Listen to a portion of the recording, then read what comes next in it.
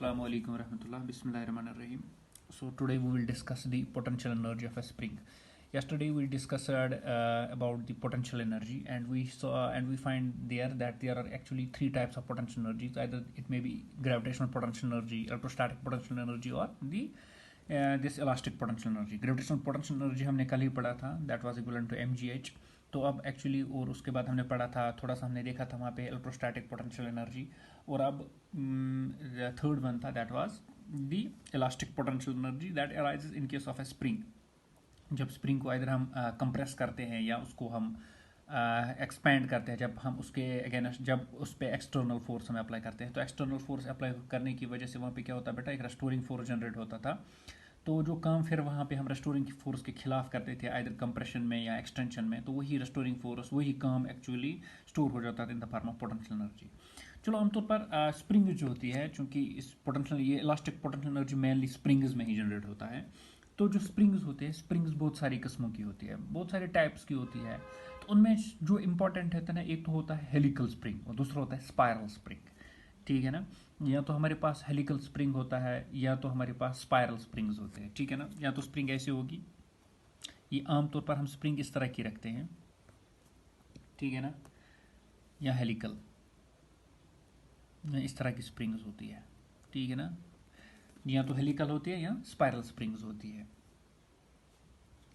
Usually हम assume करते हैं कि यहाँ पे आपने एक पॉइंट याद रखना है कि हम इसमें ज़्यादातर एज्यूम करते हैं कि जो स्प्रिंग्स होती है ये मासलेस होती है. हालांकि रियलिटी में तो ऐसा हो ही नहीं सकता, रियलिटी में मास होता है, लेकिन यहाँ हम कंसिडर करते हैं कि जो हमारे पास स्प्रिंग होगी वो मासलेस होगी. तो उससे एक्चुअली उससे क्या फ़ायदा होता है, उससे ये फ़ायदा होगा कि जो इलास्टिक फोर्स वहाँ पे जनरेट होगा स्प्रिंग में वो सेम होगा everywhere. The elastic force which will be generated when the external force will be applied on it will be same everywhere if we consider the springs are massless, but in reality the springs are not massless, they are having a mass. तो लेकिन यहाँ पे हम assume करते हैं. तो spring में चाहे कंप्रेशन लाना हो या एक्सटेंशन लाना हो स्प्रिंग में, तो उसके लिए हमें दो इक्वल एंड अपोजिट फोर्सेस हमें अप्लाई करना पड़ते हैं स्प्रिंग पे. यानी अगर मुझे स्प्रिंग में एक्सटेंशन लाना है तो मुझे दो साइड से इस पर फोर्स लगाना पड़ेगा. यहाँ मैं एक साइड से टाई करूँगा, दूसरे साइड से इसको खींचूंगा, तब ये क्या होगी, एक्सपैंड होगी. और यहाँ कंप्रेस करना है तो मुझे for equal to which means दो इक्वल एंड अपोजिट फोर्स तो लगाने पड़ते हैं, चाहे इनको एक्सपैंड करना है आपको, चाहे इनको क्या करना है, आपने एक्सपेंड करना है, या तो इनको ये करना है, कंप्रेस करना है. ठीक है ना. तो जब हम इनको एक्सपेंड करेंगे या कंप्रेस करेंगे, यू विल फाइंड एक रेस्टोरिंग फोर्स वहाँ पे जनरेट होगा. तो रेस्टोरिंग फोर्स हमेशा होता है टूवर्ड द मीन पोजीशन, वो कोशिश ही करता है कि इक्विलिब्रियम स्टेट में वापस आए. तो जैसे ही हम एक्सटर्नल फोर्स छोड़ देंगे, ये spring will come back towards its mean position, equilibrium position में. और इक्विलिब्रियम पोजीशन में याद आपने ये रखना है, इक्विलिब्रियम जो रेस्टोरिंग फोर्स होता है which is developed due to elasticity of the spring, वो इक्वल होता है to the applied force equilibrium state में.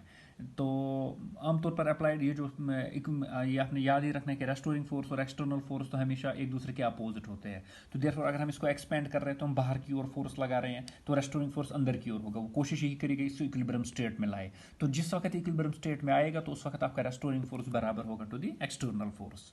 ठीक है ना बेटा. तो देयरफॉर हमें एक काम करना पड़ता है, work has to be done against this restoring force. चाहे आप कंप्रेस करो, चाहे आप एक्सपैंड करो स्प्रिंग को, स्ट्रेच करो स्प्रिंग को, दोनों केस में आपने काम करना है. क्योंकि स्प्रिंग को खींचना है तो हमें काम करना है, स्प्रिंग को कंप्रेस करना है तो हमें काम करना है. तो दोनों केसों में वाइदर इन कंप्रेशन और stretching we have to do some amount of work. तो यही वर्क एक्चुअली स्टोर होती है स्प्रिंग में in the form of elastic potential energy. तो जो ये काम हम करते हैं इसको क्या करने में, एक्सपैंड स्ट्रेच करने में, कंप्रेस करने में, जो हम ये काम करते हैं ना, यही काम इस स्प्रिंग में स्टोर होता है इन the form of potential energy. उसको कहते हैं elastic potential energy of the spring. दस जो potential energy of spring, it is that energy associated with the state of compression और एक्सपेंशन ऑफ द स्प्रिंग. तो जो पोटेंशियल एनर्जी स्प्रिंग का है ना, वो एनर्जी होती है जो एसोसिएट होती है, जो लिंक्ड होती है इस स्प्रिंग के साथ, किस स्टेट में, वेदर स्टेट ऑफ कंप्रेशन और state of expansion of the elastic spring. तो जनरल में क्या है, the potential energy of the spring is the energy associated with the state of compression और expansion of an elastic spring. ठीक है ना. यहाँ तक तो आपको समझ में आया, क्वाइट सिंपल है. थोड़ा सा मैं लिख के भी रखूंगा आपके लिए definition. 10 potential energy of a spring is the energy associated with the state of compression or expansion of an elastic spring। ठीक है ना, तो ये हम इसके लिए डिफाइन करते हैं कि जो पोटेंशियल एनर्जी स्प्रिंग की होती है वो एनर्जी होती है इस लिंक होते हैं स्प्रिंग के साथ किस स्टेट में, जो state either state of compression यानी state of compression state of expansion में जो एनर्जी एक्चुअली होती है ना पोटेंशियल एनर्जी स्प्रिंग को होती है उसको हम कहते हैं that is the potential energy of spring, elastic potential energy of spring उसको हम कहते हैं। ठीक है ना, तो इसको कैलकुलेट करने के लिए हम क्या करेंगे, हम एक इलास्टिक स्प्रिंग लेंगे, एक इलास्टिक परफेक्टली इलास्टिक स्प्रिंग लेंगे विथ नेग्लिजिबल मास। ठीक है ना, उसको हम टाई करेंगे एक साइड से, दूसरे साइड से हम उसको एक मास अटैच करेंगे। ठीक है ना, तो फॉर एग्जांपल किसी भी एक्सिस के अराउंड आप ले लेना, तो उसके बाद हम क्या करेंगे बेटा, what we will do, we'll apply force on it. So therefore we will consider a very light, practically zero mass and perfectly elastic spring which is fixed at one end like this. Let me show you the diagram. आप खुद लिख लेना, ये आप लिख सकते हो, it is quite simple, या सुन के भी बाद में लिख सकते हो। हम यहाँ पे कुछ हम सपोर्ट लेंगे, यहाँ पे हम कुछ सपोर्ट लेंगे, ये हम एक्चुअली स्प्रिंग को टाई करेंगे।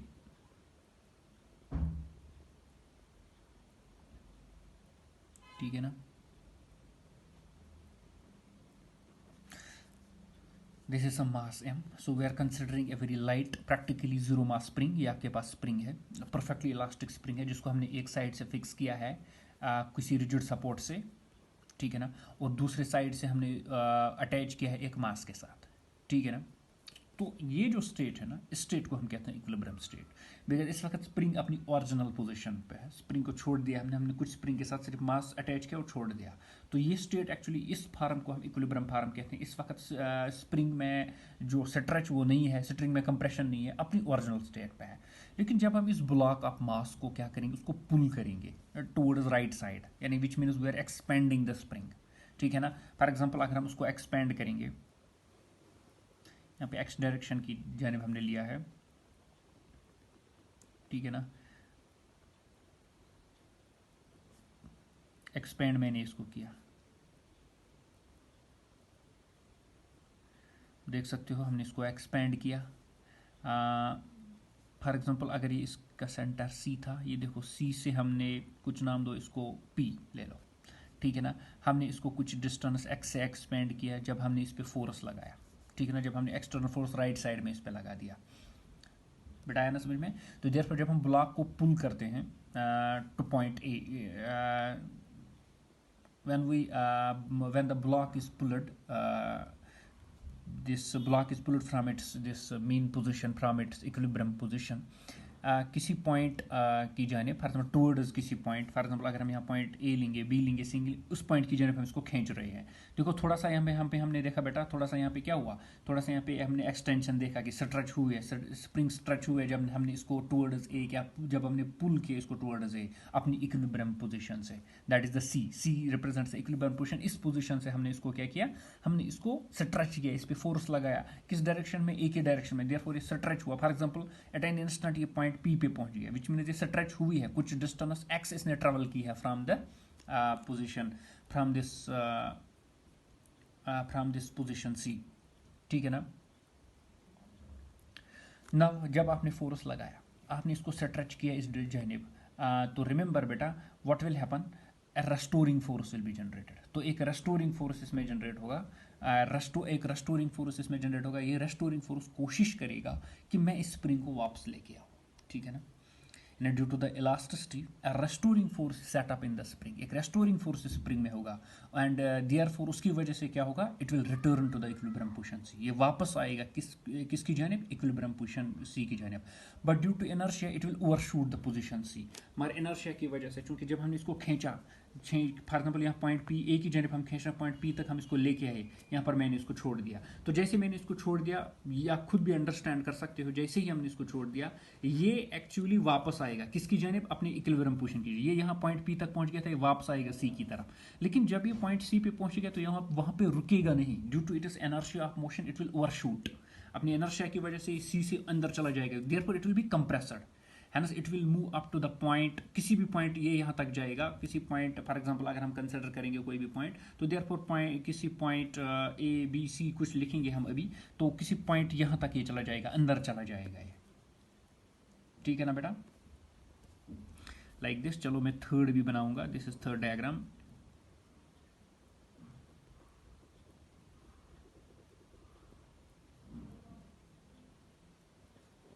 अब देखो ये वापस पहुंच गई, ठीक है ना,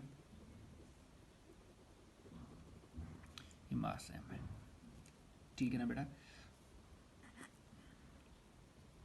ये हमारा पॉइंट सी है, ये हमारा बी है, ये हमारा पॉइंट पी है, ठीक है ना, ऊपर से पी, ये देखो ये अंदर चला गया, ठीक है ना। ये डिस्टेंस क्या थी, ये डिस्टेंस एक्स थी, ओके, है ना समझ में। तो देखो फंडा आपने पहले समझ में आपको समझ में आना चाहिए कि होता क्या है। पहले ये देखो इसकी इक्विलिब्रियम पोजीशन है, ठीक है ना, C represents the equilibrium position of the object. जैसे हमने इस पे एक्स राइट साइड इस पे फोर्स लगाया, तो राइट साइड फोर्स लगाने की वजह से हमने इसको एक्सपेंड किया, कुछ डिस्टेंस S इसने ट्रेवल की from its equilibrium position C, sorry X उसने ट्रेवल की from its equilibrium position C और P तक लेके गए हम। लेकिन जैसे ही हमने इसको एक्सटर्नल फोर्स लगाया, तो एक वहाँ पे एक ड्यू टू द इलास्टिसिटी एक रेस्टोरिंग फोर्स वहाँ पे जनरेट हुआ, जो कोशिश करता है कि इसको वापस अपनी मीन पोजीशन की तरफ लेके आए। तो देयरफॉर जैसे हमने इसको यहाँ से छोड़ा, ये वापस आएगा अपनी मीन पोजीशन की तरफ, लेकिन ड्यू टू इनर्शिया ये पॉइंट C पे रुकेगा नहीं। अब इनर्शिया ऑफ मोशन की वजह से ओवरशूट करेगा, ये अंदर की ओर जाएगा, तो which mean it will be a compressor. तो therefore it will go from, ये आपकी इसकी इक्विलिब्रियम पोजीशन C थी, अब ये C पे रुका नहीं बल्कि ये पॉइंट B तक पहुंच गया, ठीक है ना। लेकिन यहाँ पर अब आपको एक पॉइंट याद में रखना है कि अगर ये सरफेस है ना, ये सरफेस जिस पे हमने इस ब्लॉक को रखा है, अगर ये सरफेस बहुत स्मूथ है, जिसमें वहाँ पे फ्रिक्शन नहीं है, वो फ्रिक्शन लेस सरफेस है ऑलमोस्ट, तब जो डिस्टेंस सी बी, ये जो सी बी डिस्टेंस है ना, it will be equivalent to C P, ये सी पी डिस्टेंस के बराबर होगा, ठीक है ना। तब वो डिस्टेंस किसके बराबर होगा, then the distance will be equivalent to C P, that's equal to जो डिस्टेंस यहाँ पे एक्स ट्रेवल हुई उतनी डिस्टेंस यहाँ पे ये ट्रेवल करेगा, दैट्स एक्स डिस्टेंस ये यहाँ पे भी ट्रेवल करेगा, ठीक है ना बेटा।